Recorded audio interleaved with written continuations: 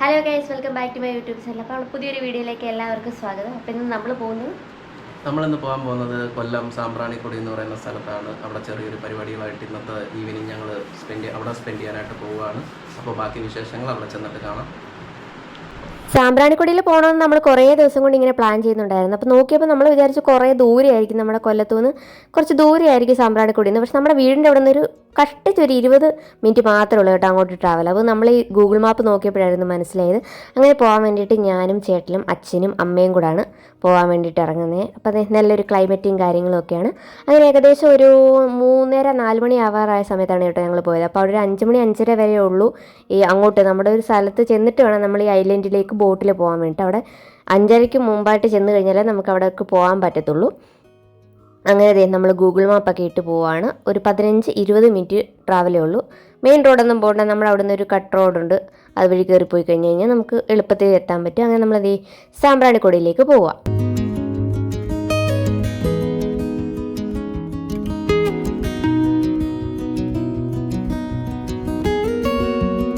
അങ്ങനെ നമ്മളൊരു 15 മിനിറ്റൊക്കെ കഴിഞ്ഞ് ഇങ്ങോട്ട് വന്നപ്പോൾ തന്നെ നമ്മുടെ കായലൊക്കെ കണ്ടു തുടങ്ങിയിട്ടുണ്ട്. അപ്പോൾ ഐലൻഡ് എത്താറായി എന്ന് നമുക്കത് കണ്ടപ്പോൾ മനസ്സിലായി.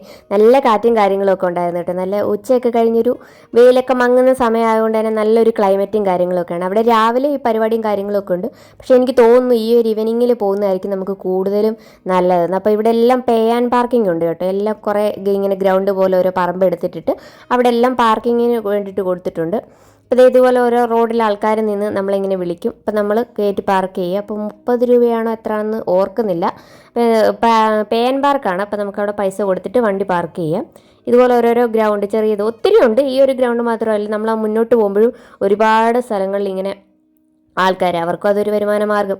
അങ്ങനെ അവിടെ വണ്ടി ഇട്ടിട്ട് നമ്മൾ ദേഹം കൂടി നടന്നു പോകണം. അപ്പോൾ കുറച്ചുകൂടെ എനിക്ക് തോന്നുന്നു ഞങ്ങൾ ഇട്ട സ്ഥലത്ത് തന്നെ വണ്ടി ഇടുന്നതായിരിക്കുന്നല്ലേ. കാരണം ഇങ്ങോട്ട് വരുന്തോറും വഴിയിലെല്ലാം വണ്ടികളും കാര്യങ്ങളും ഒക്കെ ആയിട്ട് നമ്മൾ ആകെ അങ്ങ് ബ്ലോക്കായി പോകും. അപ്പോൾ അവിടെ വണ്ടി ഇട്ടിട്ട് നമ്മൾ ഇങ്ങനെ നടന്നു വരുവാണ്. അച്ഛനമ്മ എന്ത് അവർ കപ്പിൾസായിട്ട് നടന്നു വരും. പിന്നെ നമ്മൾ വണ്ടി നിർത്തിയെടുത്ത് നിന്ന് കുറച്ച് ഇങ്ങോട്ട് നടക്കാനുണ്ടായിരുന്നു. അപ്പം വലിയ ക്ഷീണമൊന്നുമില്ല കേട്ടോ. വലിയ നട്ടപ്പറ വെയിലൊന്നും ഇല്ലായിരുന്നുകൊണ്ട് നമുക്ക് നടന്നു പോകാറുന്നേ ഉള്ളായിരുന്നു. അങ്ങനെ നമ്മൾ ഇങ്ങോട്ട് വന്നപ്പോൾ ഇവിടെ ഡ്രസ്സും കാര്യങ്ങളും ടോയ്ലറ്റ് സൗകര്യങ്ങൾ, അത്യാവശ്യം കുറച്ച് കൂൾ ഡ്രിങ്ക്സ് ഐറ്റംസ് ഒക്കെ വിൽക്കുന്ന കട, അങ്ങനെയുള്ള കാര്യങ്ങളൊക്കെ നമ്മളിവിടെ വന്നിറങ്ങുമ്പോൾ തന്നെ ഉണ്ട്. അങ്ങനെ നമ്മൾ അകത്തോട്ട് കയറുകയാണ്. അപ്പോൾ അവിടെ ഒരു ബോട്ട് ജെട്ടി പോലുണ്ട്. അവിടെ ചെന്നിട്ട് നമുക്ക് ടിക്കറ്റും കാര്യങ്ങളും ഒക്കെ ഉണ്ട്. അപ്പോൾ ടിക്കറ്റൊക്കെ എടുത്തിട്ട് നമുക്ക് ഇവിടുന്ന് ഒരു ബോട്ടിൽ വേണം നമുക്ക് ഐലൻഡിലേക്ക് പോകാൻ വേണ്ടിയിട്ട്. അങ്ങനെ നമ്മൾ ടിക്കറ്റ് കൗണ്ടർ ലക്ഷ്യമാക്കി നടന്നുകൊണ്ടിരിക്കുകയാണ്. അപ്പോൾ ഇവിടാണ് ടിക്കറ്റ് കൗണ്ടർ. അപ്പോൾ അവിടെ നിരക്കും കാര്യങ്ങളൊക്കെ എഴുതി വെച്ചിട്ടുണ്ട്. പിന്നെ കോൺടാക്ട് നമ്പറും കാര്യങ്ങളൊക്കെ ഉണ്ട്, അതിൻ്റെ ടൈമും കാര്യങ്ങളൊക്കെ അറിയാൻ വേണ്ടിയിട്ട്. പിന്നെ വലിയ ഹൗസ് ബോട്ടും കാര്യങ്ങളൊക്കെ ഉണ്ട്. അതൊക്കെ ഇവിടെ നേരത്തെ വിളിച്ച് ബുക്ക് ചെയ്യണം. അപ്പോൾ പലതിനും പല റേറ്റാണ് കേട്ടോ. ഹൗസ് ബോട്ട് കണ്ടില്ലേ, നമ്മുടെ ലേക്ക് കൂടെ ഹൗസ് ബോട്ടൊക്കെ പോകണം. അപ്പോൾ അതിനൊക്കെ വേറെ റേറ്റും കാര്യങ്ങളൊക്കെയാണ്. ഫാമിലി ആയിട്ടാണെങ്കിൽ അങ്ങനെ, അല്ലെങ്കിൽ ഒരുപാട് ഈ സ്കൂൾ പിള്ളേർ, കോളേജ് പിള്ളേർ അങ്ങനെയൊക്കെ ആണെങ്കിൽ അതിന് വേറെ റേറ്റ് അങ്ങനെയൊക്കെയാണ്. അതിന് എൻക്വയറിക്ക് വേണ്ടിയിട്ട് അവിടെ ഒരു നമ്പറും കാര്യങ്ങളൊക്കെ കൊടുത്തിട്ടുണ്ട്. എനിക്ക് തോന്നുന്നു ഗൂഗിളിലും ഉണ്ടെന്ന് തോന്നുന്ന നമ്പർ. അപ്പോൾ നമ്മൾ ടിക്കറ്റൊക്കെ എടുത്തിട്ട് നമ്മുടെ ബോട്ടിൽ ഇതുപോലുള്ള ചെറിയ ബോട്ടിലെ 3-4-5 പേർക്ക് കയറാവുന്ന അതുപോലത്തെ ബോട്ടിൽ പോകാൻ വേണ്ടിയിട്ട് നമ്മൾ ടിക്കറ്റൊക്കെ എടുത്തിട്ട് നമ്മൾ അങ്ങോട്ട് ചെല്ലുവാണ്. അപ്പോൾ അതുപോലെ ഓരോരുത്തർ ഇങ്ങനെ നിന്നേക്കും. അപ്പോൾ അവരുടെ നമ്മൾ ടിക്കറ്റ് കൊടുക്കുക. അപ്പോൾ അവർ അവൈലബിൾ ആയിട്ടുള്ള ബോട്ട് കാണിക്കും. അപ്പം ഞങ്ങളോട് പറഞ്ഞു ഒരു ബോട്ടിൽ ഇങ്ങനെ 2 പേരുണ്ട്. അപ്പോൾ 2 പേര് അതിലും 2 പേര് ഇതിലോട്ട് കയറാവുന്ന. അപ്പോൾ ഞങ്ങൾ പറഞ്ഞു അല്ല, ഞങ്ങൾ ഫാമിലി ആയിട്ടാണ്, 4 പേർക്കും ഇവിടെ ഒരു ബോട്ട് വേണമെന്ന് പറഞ്ഞു. അങ്ങനെ നമ്മളൊരു ബോട്ടിൽ കയറി. നമ്മുടെ സേഫ്റ്റിയൊക്കെ നല്ലപോലെ നോക്കുന്നുണ്ട് കേട്ടോ. കാരണം അവർ നമുക്ക് ലൈഫ് ജാക്കറ്റും കാര്യങ്ങളൊക്കെ പ്രൊവൈഡ് ചെയ്യുന്നുണ്ട്. അങ്ങനെ നമ്മുടെ ബോട്ടിൽ എഴുതി വെച്ചിട്ടുണ്ട് അതിൽ കയറാവുന്ന പരമാവധി ആൾക്കാരുടെ എണ്ണം 6, പിന്നെ ഒരു ക്രൂ ആണെന്ന്. അപ്പോൾ നമ്മൾ 4 പേരും ക്രൂ ഒരാളും കൂടെ ഉള്ളൂ. അപ്പോൾ നമ്മൾ മൊത്തം 5 പേരായിട്ട് നമുക്ക് യാത്ര തിരിക്കുകയാണ്. അങ്ങനെ ഒത്തിരി ബോട്ടും കാര്യങ്ങളൊക്കെ ഉണ്ട് കേട്ടോ. നമുക്ക് അവിടെ ഒത്തിരി വെയിറ്റ് ചെയ്യുമോ ക്യൂ നിൽക്കുമോ അങ്ങനെയുള്ള പരിപാടികളൊന്നും വേണ്ട. ഞങ്ങളൊരു സൺഡേയിലാണ് പോയത്. നല്ല അത്യാവശ്യം തിരക്കും കാര്യങ്ങളൊക്കെ ഉണ്ടായിരുന്നു. എന്നാൽ നമുക്കങ്ങനെ വെയിറ്റ് ചെയ്യുമോ കാര്യങ്ങളൊന്നും വേണ്ടി വന്നില്ല. അങ്ങനെ നമ്മൾ നമ്മുടെ യാത്ര ഇവിടുന്ന് ഐലൻഡിലേക്ക് തുടങ്ങുകയാണ്. അപ്പോൾ അവിടെ നിന്നൊക്കെ കുറേ ഹൗസ് ബോട്ടുകളും കാര്യങ്ങളൊക്കെ ഇങ്ങനെ വരുന്നുണ്ട് കേട്ടോ. ഹൗസ് ബോട്ടിലൊക്കെ നമുക്കൊരു ഫുൾ ഡേ ഒക്കെ ട്രിപ്പായിട്ടൊക്കെ പറ്റും.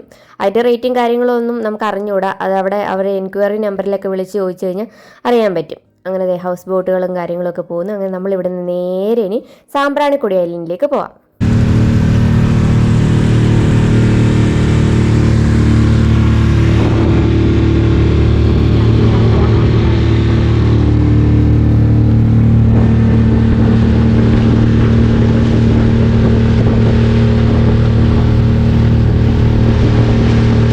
അപ്പോൾ അങ്ങ് കാണുന്നില്ലേ ഒരു പച്ചപ്പ് പോലെ, അതാണ് കേട്ടോ നമ്മുടെ സാമ്പ്രാണിക്കൊടി ഐലൻഡ്. അപ്പോൾ അവിടെ വലിയ ആഴവും കാര്യങ്ങളും ഒന്നുമില്ല, നമുക്ക് കായലിൻ്റെ നടുക്ക് ഇറങ്ങി നിന്ന് എൻജോയ് ചെയ്യാനും ഫുഡ് കഴിക്കാനും അതുപോലുള്ള കാര്യങ്ങളൊക്കെ പറ്റും. അപ്പോൾ അവിടെ നിന്ന് കുറേ ബോട്ടുകൾ ഇങ്ങോട്ട് വരുന്നു, അങ്ങോട്ട് പോകുന്നു. അപ്പോൾ അവിടെ ബോട്ട് ചട്ടി പോലൊന്നുമില്ല, ഒരു ജസ്റ്റ് ഒരു തിട്ട പോലാണ് കേട്ടോ. അപ്പോൾ അതിൽ കുറച്ച് ആൾക്കാർ നിൽക്കുന്നുണ്ടായിരിക്കും, നമ്മളെ അവർ അവധിയിലോട്ട് കയറ്റി നിർത്തും. അല്ലെങ്കിൽ നമുക്ക് വെള്ളത്തിലോട്ട് ഡയറക്റ്റ് വേണമെങ്കിൽ ഇറങ്ങാം, കാരണം അവിടെ വലിയ ആഴവും കാര്യങ്ങളൊന്നുമില്ല. ഇതേ കുറച്ച് ആൾക്കാർ ഒരു തിട്ട പോലുള്ളതിൽ നിൽക്കുന്നുണ്ടല്ലേ, അത് പ്ലാസ്റ്റിക്കിൻ്റെ എന്തൊരു സംഭവം ഇങ്ങനെ അറേഞ്ച് ചെയ്ത് വെച്ചിരിക്കുകയാണ്. ഇപ്പം നമ്മൾ ഈ ബോട്ടിൽ അവരങ്ങോട്ട് അടുപ്പിക്കും, അപ്പോൾ നമുക്ക് അതിൽ കയറി നിന്നിട്ട് പതുക്കെ വെള്ളത്തിലോട്ട് ഇറങ്ങാം. അപ്പോൾ അതിൽ നിൽക്കുന്നവർ ഈ ബോട്ടിൽ കയറി തിരിച്ചു പോകും. നമുക്ക് അങ്ങോട്ട് പോകുമ്പോഴും ഇങ്ങോട്ട് വരുമ്പോഴും ഇന്ന ബോട്ടിൽ കയറണമെന്നോ കാര്യങ്ങളോ ഒന്നുമില്ല, നമുക്ക് ഏത് ബോട്ടിൽ വേണമെങ്കിലും കയറാനും ഇറങ്ങാനും ഒക്കെ പറ്റും, നമ്മുടെ ടിക്കറ്റ് കയ്യിലുണ്ടായിരുന്നാൽ മതി. അങ്ങനെ നമുക്ക് കൂടുതൽ ആൾക്കാർക്ക് വേണ്ടിയിട്ട് നേരെ ഫ്രണ്ടിൽ കിടക്കുന്നില്ല, അതുപോലത്തെ ബോട്ടിലൊക്കെ കയറി നമുക്ക് ഒത്തിരി ആൾക്കാരുണ്ടെങ്കിൽ അതുപോലത്തെ ബോട്ടിൽ കയറാം. അങ്ങനെ നമ്മൾ വെള്ളത്തിലേക്ക് ഇറങ്ങിയിരിക്കുകയാണ്. അപ്പോൾ ഈ ഒരു ആഴത്തിലാണ് നമ്മൾ ഇറങ്ങിയ സ്ഥലത്ത് ഈ ഒരു ആഴമാണ്. പിന്നീട് അങ്ങോട്ട് ചെല്ലുന്നതോറും നമുക്ക് കുറച്ച് ആഴക്കൂടുതലായിട്ട് തോന്നും, കാരണം ഇവിടെ എല്ലാം ഒരേ ആഴമല്ല കേട്ടോ. കാരണം പല സ്ഥലങ്ങളിലും പല വ്യത്യാസമുണ്ട്.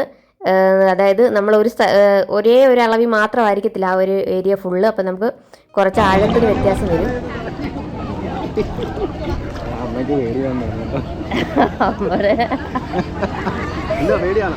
അമ്മ അവിടെ സ്റ്റക്ക് ആയിരിക്കുന്നു. ആ കൊച്ചിൻ്റെ അത്രേ ഉള്ളൂ, ഇത് നമ്മുടെ വണ്ടവരെ ഉണ്ടല്ലോ.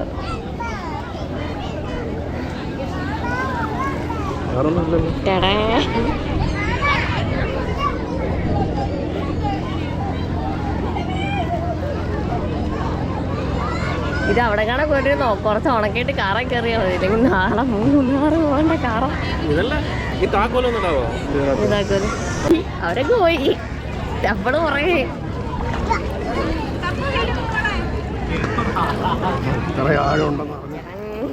സത്യം ഇങ്ങോട്ട് വരുമ്പോ ആഴം കുറവാണ് കേട്ടോ.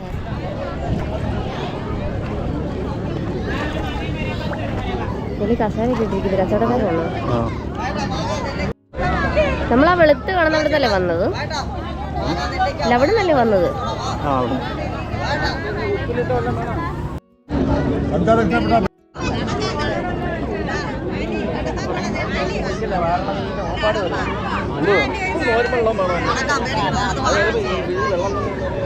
അങ്ങനെ നമ്മൾ അവിടേക്ക് ചെന്നപ്പോൾ വെള്ളത്തിൽ ഇങ്ങനെ കുറേ ചേച്ചിമാരിങ്ങനെ നിന്ന് കുറേ കച്ചവടമൊക്കെ ചെയ്യുന്നു. അവരിങ്ങനെ ഫുൾ ടൈം വെള്ളത്തിൽ ഇങ്ങനെ നിൽക്കുന്ന കാണുമ്പോൾ നമുക്കൊരു അത്ഭുതം തോന്നി കേട്ടോ. കാരണം നമുക്ക് കുറച്ച് നേരം വെള്ളത്തിൽ നിന്ന് കഴിയുമ്പോൾ തന്നെ തണുപ്പടിച്ച് കഴിയുമ്പോൾ വല്ലാത്തൊരു അസ്വസ്ഥതയല്ലേ. അപ്പം നമ്മൾ അവിടെ നിന്ന് പൈനാപ്പിളും അതുപോലെ തന്നെ മാങ്ങ മുളകിട്ടത് വാങ്ങിച്ചിട്ടുണ്ടായിരുന്നു. പൈനാപ്പിൾ നല്ല രസം ഉണ്ടായിരുന്നു കേട്ടോ, നല്ല സുഖം ഉണ്ടായിരുന്നു. മുളകൊക്കെ ഇട്ടത് പൈനാപ്പിൾ ഇങ്ങനെ നമ്മുടെ ടൂത്ത് പിക്ക് പോലത്തെ ഒരു സംഭവം തന്നിട്ടുണ്ടായിരുന്നു, അത് വെച്ച് ഇങ്ങനെ കുത്തി കഴിക്കാനായിട്ട്.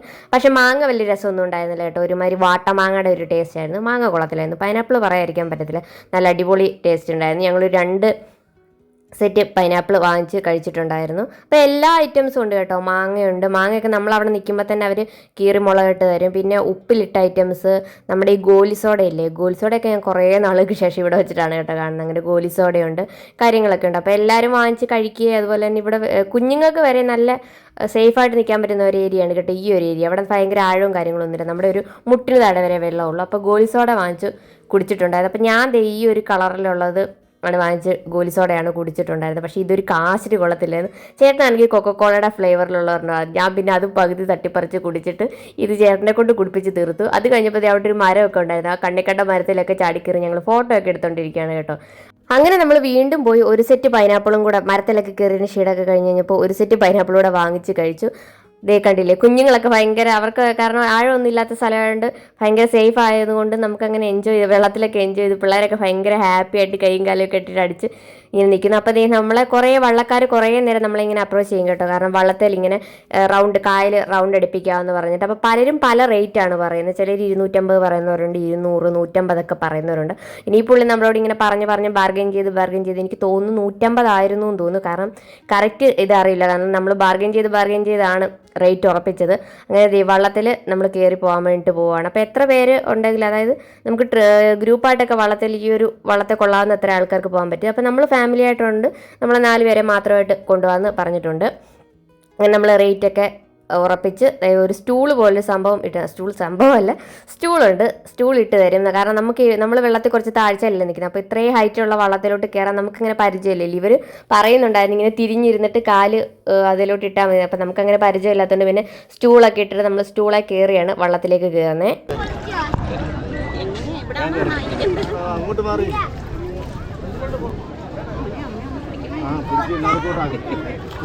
നടിപ്പടിയിൽ നടുക്ക് വന്ന അമ്മ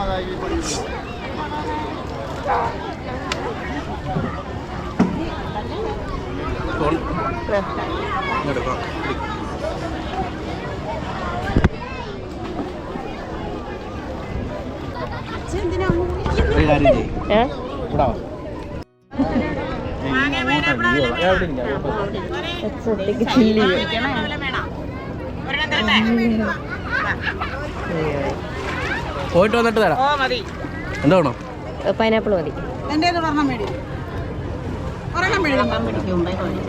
അങ്ങനെ ഈ പൈനാപ്പിൾ മുളകിട്ട് നല്ല അടിപൊളി സാധനമായിരുന്നു കേട്ടോ. നമ്മൾ ഒരെണ്ണം കഴിച്ചിട്ടുണ്ടായിരുന്നു ഓൾറെഡി, അടുത്തൊരെണ്ണം കൂടെ വാങ്ങിച്ചു. മാങ്ങ വലിയ രസമൊന്നും ഇല്ലായിരുന്നു, വലിയൊരു ഒരു വല്ലാത്തൊരു ടേസ്റ്റ് ആയിരുന്നു മാങ്ങയ്ക്ക്. അതുകൊണ്ട് മാങ്ങ വലിയ പോയില്ല. പക്ഷെ പൈനാപ്പിൾ നമുക്ക് ഇഷ്ടപ്പെട്ടു. എനിക്ക് തോന്നുന്നു 3 കപ്പോളം നമ്മൾ പൈനാപ്പിൾ വാങ്ങിച്ചിട്ടുണ്ടായിരുന്നു. അപ്പോൾ അത് അമ്മ പുറയിൽ ഇങ്ങനെ പേടിച്ചിരിക്കുകയാണ്. അച്ഛൻ ആദ്യം തന്നെ ചടി കയറി ഫ്രണ്ടിലിരുന്നു.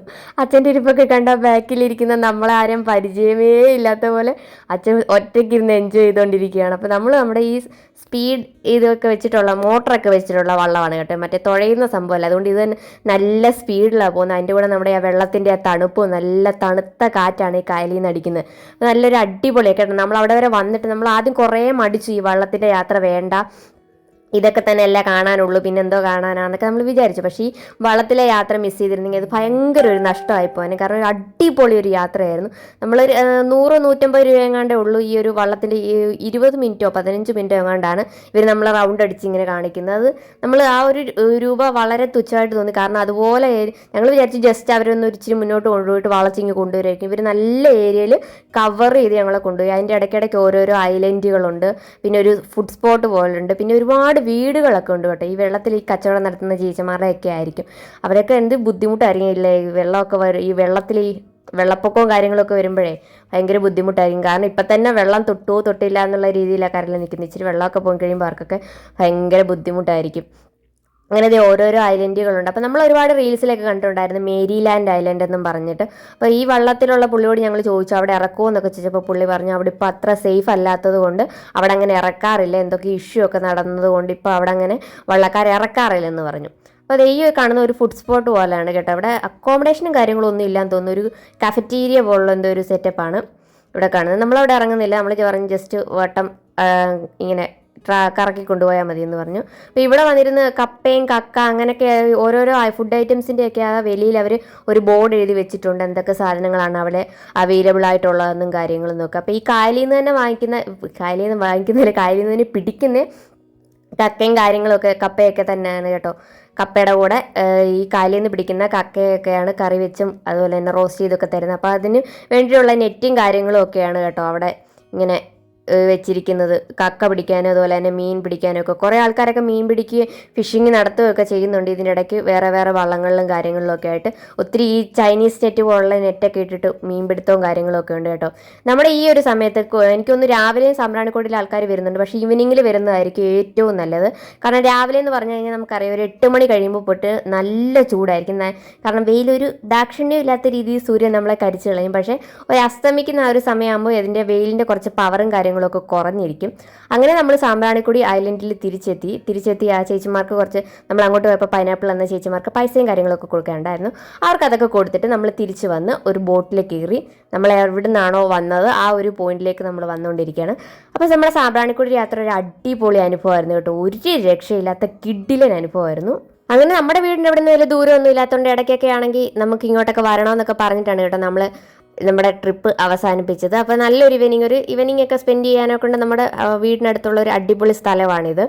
അങ്ങനെ നമ്മളിതേ നമ്മുടെ യാത്രയൊക്കെ അവസാനിപ്പിച്ച് നമ്മൾ തിരിച്ച് ഒരു ബോട്ടിൽ നമ്മൾ ഇറങ്ങിയതല്ല കയറിയ സ്ഥലത്ത് തന്നെ നമ്മൾ വന്നിരിക്കുകയാണ്. അപ്പോൾ ഇവർ ഈ ചെരുപ്പൊക്കെ ഇങ്ങനെ പാക്കറ്റിലാക്കിയിട്ടില്ല, ആ ഒരു കാര്യം പറയാൻ മറന്നുപോയി. അപ്പോൾ നമ്മൾ ചെന്നിറങ്ങുന്നിടത്ത് അവിടെ നടക്കുന്നിടത്തൊക്കെ കക്കയുടെ കുറച്ച് ശല്യമുണ്ട് കേട്ടോ. കക്കയുടെ തോടൊക്കെ കാലിൽ കൊള്ളാൻ സാധ്യതയുണ്ട്. അതുകൊണ്ട് ചെരുപ്പ് ഇടുന്നത് നന്നായിരിക്കും. കാരണം നമ്മൾ വളരെ സൂക്ഷിച്ചാണ് നടന്നത്. എന്നിട്ട് 1-2 തവണ കൊണ്ടു, പക്ഷേ ഭാഗ്യത്തിന് കാല് മുറിയൊന്നും ചെയ്തില്ല. നമുക്കാണെങ്കിൽ നാളെ മൂന്നാർ പോകാൻ വേണ്ടിയിട്ടുള്ളതാണ്. അപ്പോൾ കക്ക കൊള്ളുമോ എന്നൊക്കെ ഉള്ള പേടിയുണ്ടായിരുന്നു.